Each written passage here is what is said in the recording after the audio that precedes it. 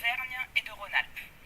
Je crois également que nous avons tous à cœur que notre région reste attractive, son économie compétitive et son tourisme un des plus dynamiques de France. Vous voyez, je fais même l'effort de reprendre les mots de l'institution qui ne sont pourtant pas dans mon vocabulaire habituel. Je le fais en réalité avec une certaine gravité, parce que nous sommes là face à un enjeu qui dépasse, je crois, les clivages idéologiques.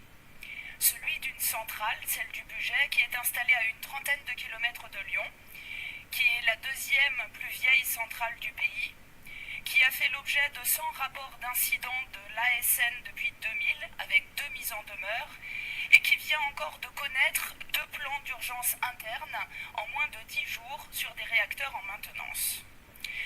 Nous sommes tous ici élus de la République.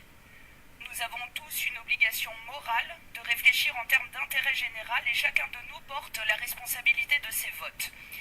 La majorité a elle-même soulevé le problème que pose l'image désastreuse de cette centrale en termes d'impact économique, en déposant un vœu l'an dernier demandant à en changer le nom pour ne pas nuire à la filière viticole.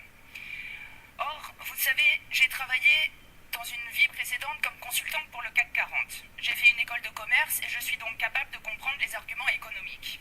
Mais j'ai aussi fait de la conduite de projet et de l'analyse de risque dans l'industrie et je vous le dis, dans n'importe quelle entreprise privée, la criticité de ce risque, celui d'un accident majeur au budget, même couplé à une probabilité faible, aurait abouti à l'arrêt du projet.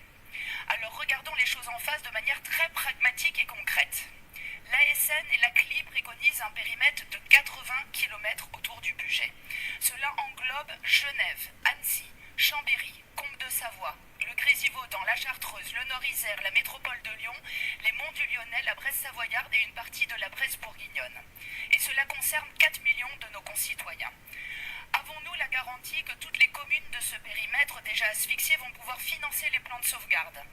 Chacun de nous ici peut-il en responsabilité garantir que ces gens sont en sécurité et qu'ils seront évacués et mis à l'abri en cas d'accident? Je vous demande avec beaucoup d'humilité et de sérieux de réfléchir à ces questions et de voter ce vœu que nous avons volontairement formulé de manière à ne pas créer de polémique, à sortir des postures idéologiques, mais bien de rester centré sur l'intérêt des habitants de notre région. Sur un sujet aussi grave, nous vous appelons à penser votre vote individuellement au regard de l'ensemble de ces éléments.